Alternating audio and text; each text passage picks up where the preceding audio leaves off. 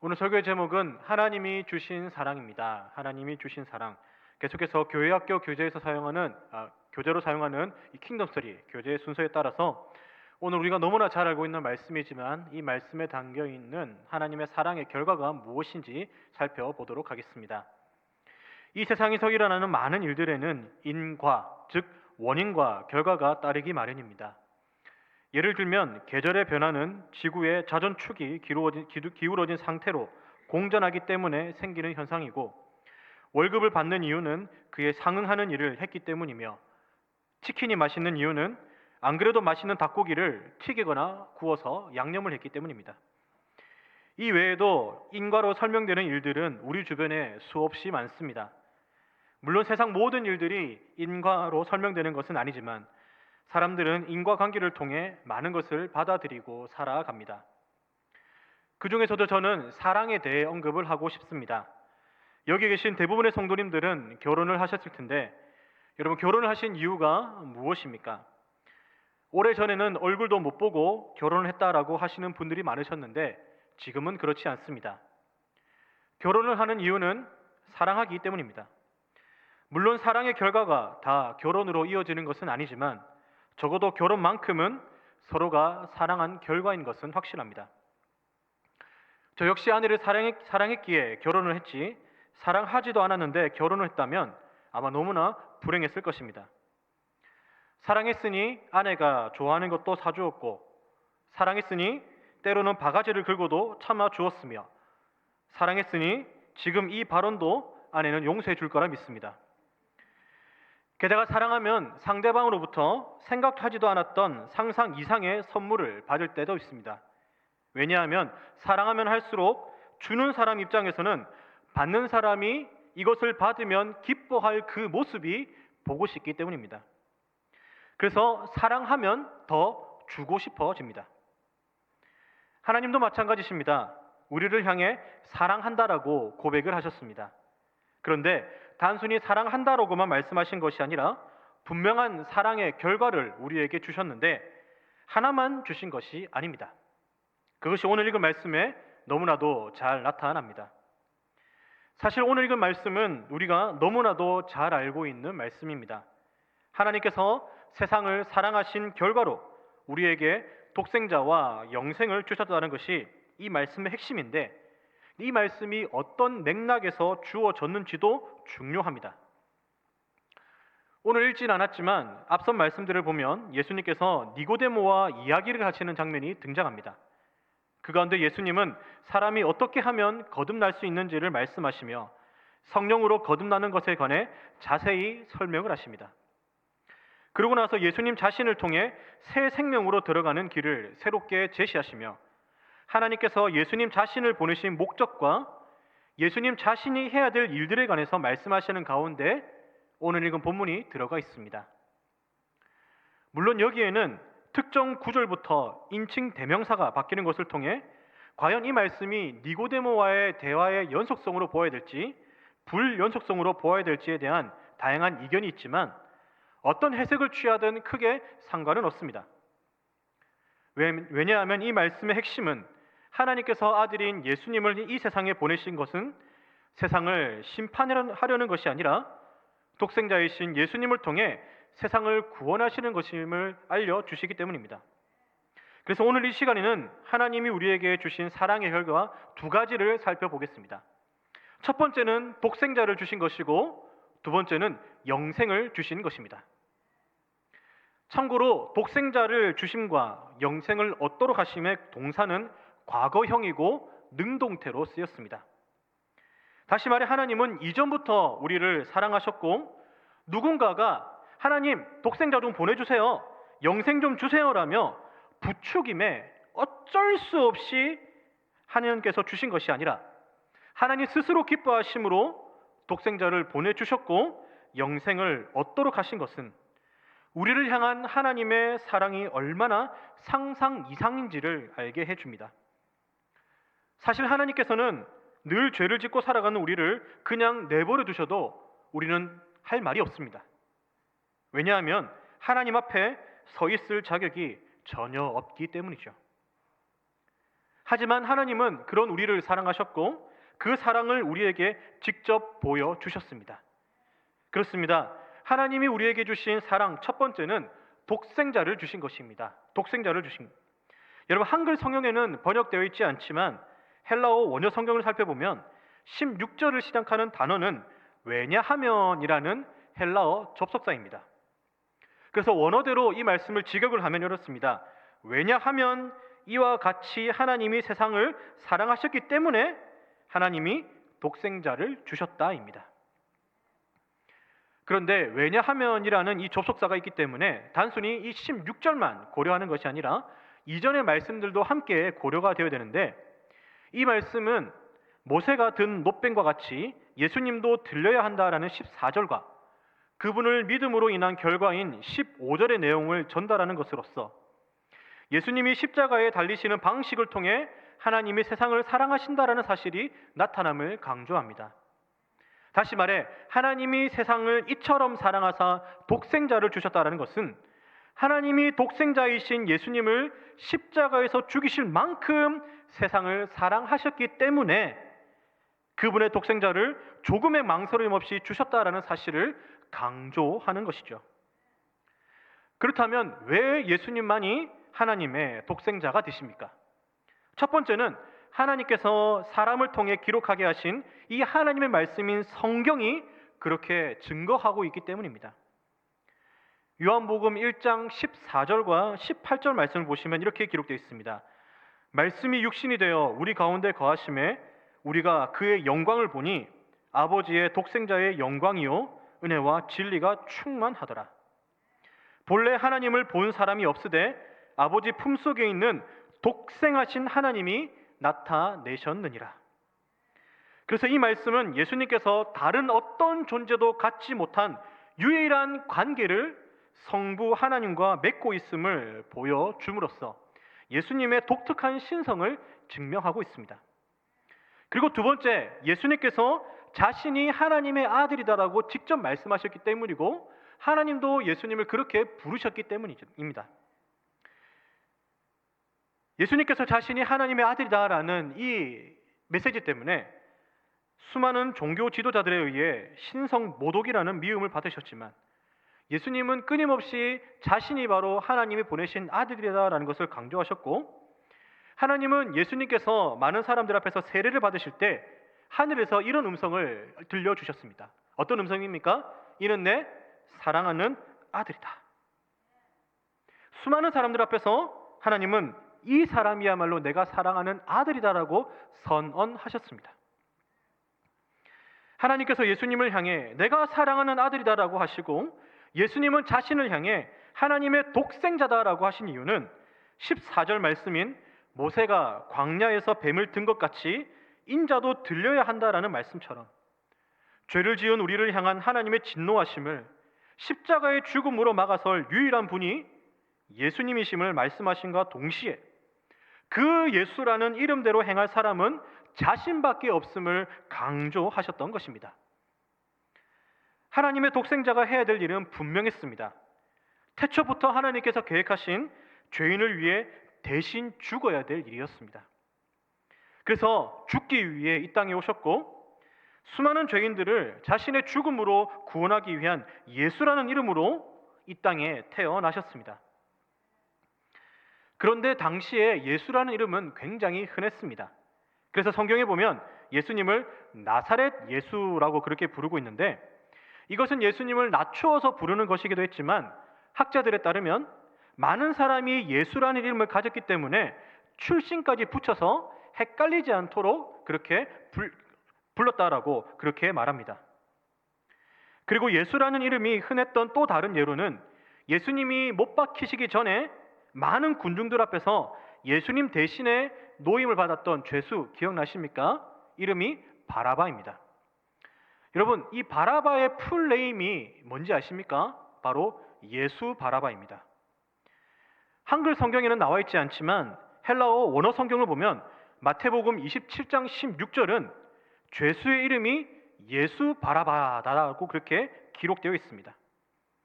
그만큼 예수라는 이름이 흔했다라는 것인데 그 이름은 흔했을지라도 그 이름의 뜻과 그 뜻이 가지는 실질적인 의미마저 모든 사람이 똑같지는 않았습니다. 일반적으로 예수라는 이름은 히브리어 여호수아를 헬라어로 표기한 것으로 여호와가 구원하신다라는 의미입니다. 아마 예수님 당시 사람들이 로마의 압제에서 벗어나고 싶은 마음에 오래전부터 약속하신 메시아를 기다리는 차원에서 예수라는 이름을 많이 썼을 수도 있습니다. 하지만 오늘 본문에 나타난 예수님은 17절 말씀처럼 세상을 구원하실 당사자셨습니다.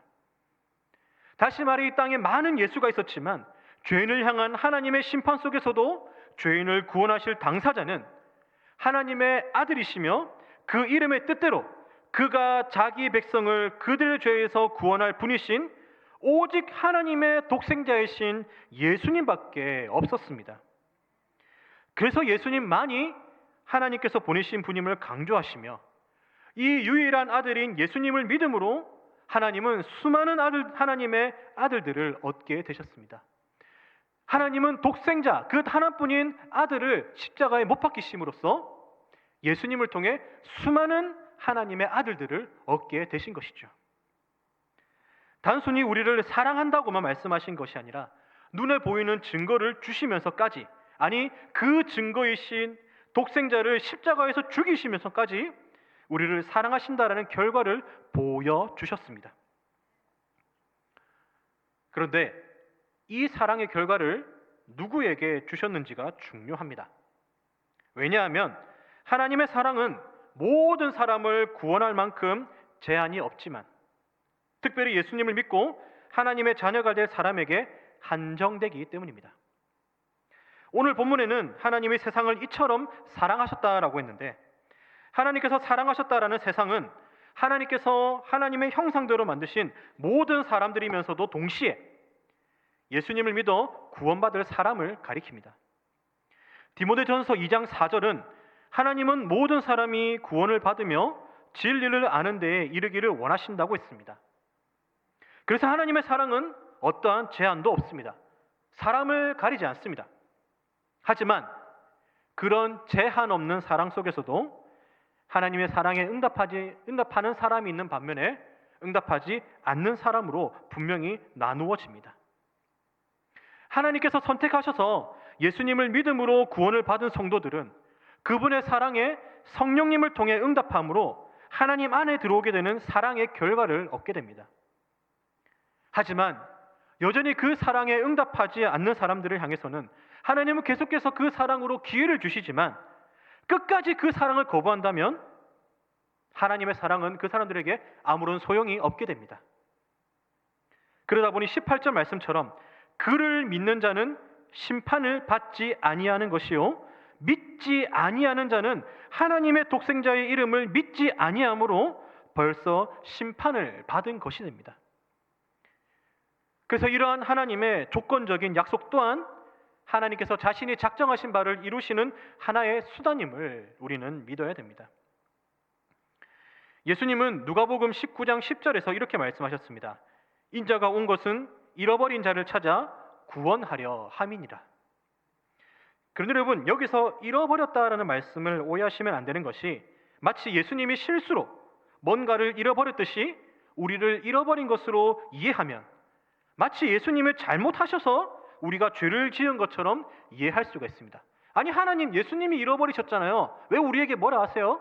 라고 책임을 전가할 수 있는 것이죠. 그런데 여러분, 예수님은 우리를 잃어버리지 않으셨습니다. 우리가 예수님을 잃어버리게 되었고 떠나게 되었던 것입니다. 에덴 동산에서 하나님과 친밀히 교제하며 살아가야 될 인간은 죄를 짓고 난 이후 하나님을 찾지 않고 하나님을 떠나 살며 마치 하나님을 잃어버리고 잊어버린 듯이 살아가게 되었습니다. 그러나 그럴 때에도 하나님은 소위 원시복음이라는 것을 통해 내가 너희들을 잊지 않겠다, 너희들을 찾아내겠다, 너희들을 구원해내겠다라는 약속의 말씀을 주셨고, 그 약속이 예수님이 오심으로 또한 예수님을 보내주심으로 성취가 되었습니다. 때로는 온 세상에 죄가 가득할 만큼 하나님의 마음을 아프게 하여 홍수를 통해 모든 것을 멸하셨지만 여전히 하나님의 사랑은 하나님의 진노보다 더 컸기 때문에 하나님은 노아를 통해 세상을 다시 만들어 가셨습니다. 만약 하나님의 사랑이 하나님의 심판에서 그쳤다라면 우리는 이 자리에서 예수님을 믿을 수 없었을 것이고 모두 지옥으로 향하는 멸망을 경험할 수밖에 없었을 것입니다. 하지만 하나님은 그 어떤 사람도 아닌 오직 독생자 예수님을 통해서 하나님을 떠났던 자들을 구원하기로 작정하셨습니다. 이것이야말로 세상을 사랑하시되 특별히 예수님을 믿음으로 이 자리에 있게 된 우리 모두를 향한 최고의 사랑의 결과입니다. 사랑하는 성도 여러분, 과거 이스라엘 백성들이 광야를 지날 때 하나님과 모세를 원망하자 하나님은 불뱀을 보내셔서 그들의 불신과 불순종을 징계하셨습니다. 그로 인해 많은 사람들이 불뱀에 물려 고통 가운데 죽게 되자 이스라엘 백성들은 하나님께 죄를 뉘우치고 회개했습니다. 이에 모세가 백성을 위해 하나님께 기도하자 하나님은 그들을 살리시기 위해 해결책을 마련해 주셨는데 거기서 놋뱀을 만들어 장대에 매달게 하시고 어디에서건 그 놋뱀을 바라본 자들은 살아나게 하셨습니다. 그리고 이제부터는 이 놋뱀 대신에 우리를 사랑하신 하나님의 결과인 십자가에 달리신 독생자 예수님을 바라보기만 한다면 누구든지 하나님의 자녀가 될 수 있게 되었습니다. 그렇게 이제 우리가 해야 될 일은 하나님이 우리를 위해 보내주신 예수님을 바라보는 것입니다. 그분을 하나님의 아들이신 구원자로 믿는 것입니다. 이 모든 일은 하나님이 세상 속에 있는 저와 여러분들을 사랑하셔서 이루신 일임을 믿으시기 바랍니다. 그래서 변하지 않고 다함이 없는 이 은혜의 말씀 앞에 다시 한번 우리가 엎드림으로 나 한 사람을 향한 하나님의 사랑에 감격하며 감사함으로 살아가시는 저와 여러분들이 되기를 간절히 바랍니다. 계속해서 하나님이 우리에게 주신 사랑 두 번째는 영생을 주신 것입니다. 영생을 주신 것입니다. 본문 후반절에는 이렇게 기록되어 있습니다. 이는 그를 믿는 자마다 멸망하지 않고 영생을 얻게 하려 하심이라. 여기서 제가 질문 하나 하겠습니다. 여러분들이 생각하시는 영생, 즉 영원한 생명은 무엇입니까? 마치 이 영원한 생명이 전설 속의 불사조처럼 죽지 않고 오랫동안 사는 삶을 영생이라고 생각하지는 않으십니까? 그러다 보니 영원한 생명을 이야기할 때도 뭔가 좀 길게 얘기해야 될 것 같아서 영원한 생명 이렇게 말하지는 않으십니까? 그런데 여기서 말하는 영생, 영원한 생명은 우리가 일반적으로 생각하는 그런 시간적인 개념 안에서 이루어지는 그런 생명의 개념이 아닙니다. 다시 말해 영생, 영원한 삶이란 영원 불변의 개념, 불사의 그런 개념이 아니라 이 시간적인 개념을 초월하여 하나님을 믿음으로써 하나님과의 새로운 관계에 들어가 하나님 나라에서의 영원한 삶을 사는 것으로 보아야 합니다. 그래서 영어로는 이 영생이란 단어를 뭐라고 설명하냐면 시간적인 영속성에 있는 everlasting이라는 단어를 사용하지 않고 시간의 개념을 초월한 eternal이라는 단어를 사용합니다. 그래서 예수님을 믿은 사람은 시간의 개념을 초월하여 하나님 나라에서의 eternal life, 영원한 생명의 삶을 살게 되고 예수님을 믿지 않는 사람은 시간의 개념을 초월하여 지옥에서의 eternal life, 영원한 죽음의 삶을 살게 되는 것입니다. 여러분, 이 두 삶의 차이가 느껴지십니까? 네, 맞습니다. 예수님 안에 있느냐 없느냐라는 것입니다. 그렇습니다. 하나님이 우리에게 주신 사랑의 결과는 하나님께서 보내주신 독생자 예수님을 믿으면 하나님과의 관계가 끊어지는 영원한 죽음을 경험하지 않는 하나님 나라에서의 영원한 생명입니다. 그래서 요한복음 3장 36절은 이렇게 말합니다. 아들을 믿는 자에게는 영생이 있고 아들에게 순종하지 아니하는 자는 영생을 보지 못하고 도리어 하나님의 진노가 그 위에 머물러 있느니라. 여러분, 이것은 무엇을 말합니까? 영생의 유무는 오직 하나님의 아들이신 예수님에게만 있다는 것이고 예수님이 영원한 생명이신 이유는 그분이 생명이신 하나님께 가는 유일한 길이기 때문입니다. 게다가 요한복음 17장 3절은 영생은 곧 유일하신 참 하나님과 그가 보내신 자 예수 그리스도를 아는 것이다 라고 했는데, 여기서도 예수님을 하나님께서 보내신 분으로 얘기하며 그분을 아는 것이 곧 영생이다 라고 말합니다.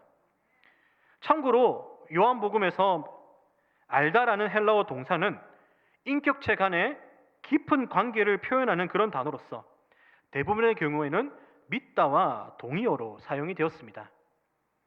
그래서 안다라는 것은 또한 믿는 것을 넘어 계속해서 깊이 알아간다라는 의미도 포함되어 있기 때문에 하나님이 주신 사랑의 결과인 예수님을 믿은 사람은 그분과 완전히 새로운 관계 안으로 들어가는 새로운 생명인 영생을 얻게 됩니다. 그러다 보니 하나님의 사랑을 거부하는 사람들은 나중에도 이 시간적인 개념을 벗어난 영원한 하나님과의 관계의 단절을 경험하게 될 것이지만, 현재에서도 하나님과의 관계의 단절을 경험하고 살아가는 멸망의 죽음의 삶을 그들은 경험하고 있습니다. 하지만 하나님의 사랑을 받은 사람, 즉 예수님을 믿은 사람은 이후 예수님께서 다시 오시는 날 완성될 그날을 기대하며 살아가는 생명이 동일하게 주어지게 되었습니다. 그래서 동일하게 멸망이 찾아왔지만 이 멸망을 지금도 누리고 나중에도 누리는 사람이 있는 반면에, 이 멸망이 동일하게 찾아왔지만 생명이신 예수님을 믿음으로 영원한 생명을 누리게 될 사람으로 다시 한번 나누어지게 되었습니다. 여러분, 이 멸망의 시작은 아담이 죄를 지으면서부터였습니다. 아담이 죄를 지은 이후 인간에게는 세 가지 죽음이 찾아오게 되었습니다. 그것은 첫 번째 육체의 죽음, 두 번째 영원한 죽음, 세 번째 영적인 죽음입니다. 아담의 죄 이후로 사람은 누구나 죽게 됩니다. 이 죽음은 의학과 과학의 힘이 발달했어도 해결하지 못합니다. 사람은 흙으로 만들어졌기 때문에 흙으로 돌아가게 되는 것, 이것이 첫 번째 육체의 죽음입니다. 만약 이런 육체의 죽음의 삶이 아마 영원토록 계속되었다면 아까 얘기했던 영어 단어 에버라스팅이라는 시간의 영속성이 있는 그런 단어를 사용했을 것입니다. 하지만 사람의 육체의 죽음은 분명히 있습니다. 영원하지 않습니다. 그리고 두 번째는 영원한 죽음인데, 이것이 아까 말씀드린 이터널 라이프로서 지옥에서의 영원한 삶을 말합니다. 그리고 마지막 세 번째는 영적인 죽음인데, 이 영적인 죽음이란 뭐냐? 바로 하나님과 관계의 단절을 의미합니다. 예수님을 믿지 않고 모르는 사람들은 사는 동안 자기가 그저 잘 살고 있다라고 생각하며 죽음에 대해서도 막연한 두려움을 가질 뿐이고, 죽음 이후의 세상에 대해서는 애써 생각하지 않으려 합니다. 그러나 그것은 사는 동안 그리고 죽을 때와 죽은 이후까지도 비참함 속에 처해 있는 것이다라고 성경은 말하면서, 지금 멀쩡히 살아있는 것 같지만 예수님은, 영생이신 예수님을 그 가운데 믿지 않는 사람들은 이미 영적인 죽음, 하나님과 관계가 단절된 그 죽음을 지금도 경험하고 있다라고 성경은 말하고 있는 것입니다. 그래서 눈에 보이지 않는 것 같아도 바로 지금 하나님의 진노가 그 가운데 미치고 있고 형벌을 받고 있는 굉장히 비참한 상태가 바로 영적인 죽음이라는 것입니다. 그런데 이러한 죽음의 멸망이 아담인 자손인 우리에게도 동일하게 찾아왔지만, 하나님이 주신 사랑의 결과로 이 죽음의 멸망이 생명으로 바뀌는 역전의 은혜를 우리는 경험하게 되었습니다. 그렇기에 이 하나님의 사랑은 죄인인 우리에게는 너무나 과분한 것이고, 우리가 어떻게 할 수 있는 것도 아니며 우리가 어떠한 자격이 있어서 누리는 것도 더더욱 아니게 됩니다. 말로 다 할 수 없는 하나님의 은혜이기 때문에 우리는 예수님을 아무런 의심 없이 믿게 된 것이 얼마나 감사한지를 다시 한번 깨달아야 됩니다. 여러분, 왜냐하면 사람은 눈에 보이는 것을 잘 믿는 반면에 눈에 보이지 않는 것은 잘 믿지 못합니다. 그런데 여러분, 삼위 하나님, 그것도 그분이 주신 사랑은 눈에 보이지 않습니다. 그럼에도 불구하고 조금 더 의심 없이 그 사랑을 믿는다라는 것, 그 사랑이 믿어진다는 것이 얼마나 큰 감사인지요. 성령님을 통해 이것을 믿게 하심이 얼마나 큰 감사인지, 지금도 여전히 이 사랑을 믿지 못하는 사람이 얼마나 많고, 여전히 이 사랑을 거부하는 사람이 너무나 많고, 오히려 믿지 못하는 것이 당연하다라고 말하는 그런 시대 속에서도 여러분, 그것이 믿어진다라는 것, 너무나 감사한 일이 아닐 수가 없습니다. 여러분, 이렇게 우리를 향한 하나님의 사랑은 세상의 관점으로는 설명할 수가 없습니다. 왜냐하면 하나님이 주신 사랑 자체가 세상의 관점과는 너무나 다르기 때문입니다. 여러분, 생각해 보십시오. 자신을 배반하고 떠난 사람을 향해 자신의 아들을 죽인다는 것, 자신의 아들을 죽인다는 것이 일반적입니까? 배반한 사람들을 향해서는 저주하고 다시는 안 볼 사람처럼 여기는 것이 일반적입니다. 하지만 하나님은 결코 일반적인 세상 관점으로 일하지 않으셨습니다.